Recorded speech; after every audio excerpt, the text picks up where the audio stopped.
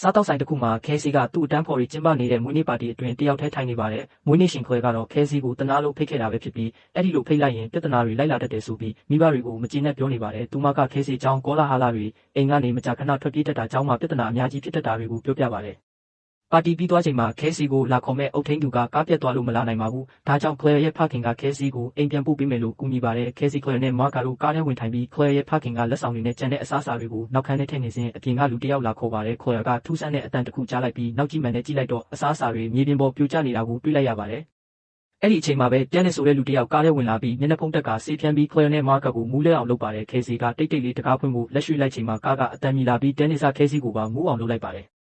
နောက်မှသူတို့၃ယောက်ဟာမတိတဲ့အခန်းတစ်ခန်းထဲမှာတတိပြန်ရလာကြပါတယ်။ Claireရဲ့ဖခင်ဘယ်လိုဖြစ်သွားလဲဆိုတာမသိရသေးခင် Dennis ဝင်လာပြီးထိုင်ကုန်ကိုတန်ရှင်းရေးလုပ်ပြီးထိုင်ပါတယ်။သူကမာကာကိုပထမဆုံးရွေးလိုက်တယ်လို့ပြောပြီးဆွဲထုတ်သွားပါတယ်။မာကာကထွက်ပြေးဖို့ကြိုးစားပေမဲ့မအောင်မြင်ပါဘူး။ခေစီကမာကာကိုသူ့ကိုယ်စွန့်လွတ်အောင်လုပ်ဖို့ပြောလိုက်တာကြောင့် Dennis ကစိတ်မကျေနပ်ပဲမာကာကိုပြန်ထားခဲ့ပြီးထွက်သွားပါတယ်။မာကာကသူ့ကိုကခုန်ခိုင်းခဲ့ပြီးဒီလိုလုပ်လိုက်တာကြောင့်သူမကိုမထိခဲ့ကြောင်းပြောပြပါတယ်။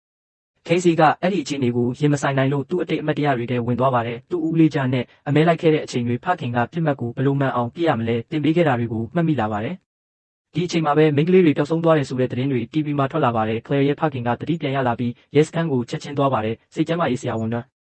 Karen ကသတင်းကြည့်နေချိန် Barry ဆိုတဲ့လူကအရေးပေါ် email ပို့လာလို့ကွန်ပျူတာစီအလင်းအမြန်သွားပါတယ်။အခန်းထဲမှာတော့ClaireကDennisကိုတစုတစည်းနဲ့တိုက်ခိုက်ဖို့စီမံကိန်းဆွဲချင်ပေမဲ့ခဲစီကသူကအရန်အားကြီးလို့မအောင်မြင်နိုင်ဘူးဒဏ်ရာရရင်ထွက်ပြေးဖို့ပိုခက်မယ်လို့သဘောမတူပါဘူးသူတို့အငင်းပွားနေချိန်မှာခဲစီကထပ်မံပြီးအတိတ်မတ်တရထဲဝင်သွားပါတယ်တစ်ဖက်မှာDennisဟာKarenကိုတွေးဖို့လာပြီးသူ့ကိုBarryလို့ခေါ်ပါတယ်သူကသူဒီဇိုင်းဆွဲထားတဲ့အဝတ်စားပုံတွေယူလာပြီးပုံမှန်ထက်သာရနေပါတယ်အီးမေးလ်အကြောင်းမေးလိုက်ချိန်မှာသူ့အပြုမူရုတ်တရက်ပြောင်းလဲသွားပြီးအားနည်းချက်တစ်ခါဖြစ်ခဲ့တာပဲလို့ပြောပြီးထွက်သွားပါတယ်Karenကတန်တရားဖြစ်လာပါတယ်နောက်ပိုင်းမှာDennisကမိန်းမဝတ်စုံနဲ့ Patricia ဖြစ်ပြန်ဝင်လာပြီးသူ့မှာ dissociative identity disorder ကိုတစ်ခုတည်းလူစိတ်များစွာရှိတယ်ဆိုတာပေါ်လွင်လာပါတယ်။ Barry Dennis Patricia စတဲ့အမည်တွေဟာကိုတစ်ခုတည်းကစိတ်ပုဂ္ဂိုလ်များဖြစ်ပါတယ်။ Patricia ကမိန်းကလေးတွေကိုမထိဖို့ကတိပေးပါတယ်။ Karen ကသူ့သုတေသနကိုစိတ်ကျန်းမာရေးညီလာခံမှာတင်ကျင်ပေမဲ့လူတွေကမယုံကြည်ကြပါဘူး။သူမကစိတ်ပုဂ္ဂိုလ်တစ်ခုချင်းစီနဲ့ကိုယ်ခန္ဓာတုံ့ပြန်မှုမတူကြောင်းသက်သေတွေရှိတယ်လို့ပြောပေမဲ့လက်မခံကြပါဘူး။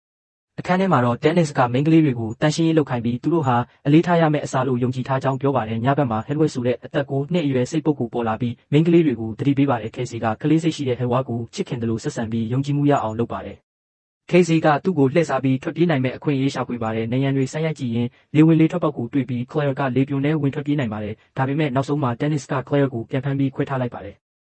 Karen ကနောက်ဆုံးမှာသူတေသနာကိုတင်ပြခွင့်ရပြီးစိတ်ပုဂ္ဂိုလ်များကြားကိုယ်ခန္ဓာပြောင်းလဲမှုတွေကိုရှင်းပြပါတယ်။နောက်မှာDennisဟာKarenကိုဖမ်းပြီးသူတို့ယုံကြည်တဲ့ Beast ဆိုတဲ့အလွန်အင်အားကြီးတဲ့စိတ်ပုဂ္ဂိုလ်ရှိကြောင်းထုတ်ဖော်ပြောပါတယ်။ Beast ပေါ်လာချိန်မှာ Karen ကိုတတ်လိုက်ပြီးမိန်းကလေးတွေကိုလည်းတယောက်ပြီးတယောက်တက်ဖြတ်ပါတယ်။ Casey ကထွက်ပြေးနိုင်ပြီးDennisရဲ့အမည်ရင်း Kevin Wendell Crumble ကိုထပ်ခါခေါ်လိုက်တဲ့အခါ Beast အားနည်းသွားပါတယ်။ Kevin ကတတိပြန်ရလာပြီးသူ့ဘဝအတွင်းအချိန်ရှည်ကြာမသိပဲဖြစ်နေခဲ့တာကိုသိလာပါတယ်။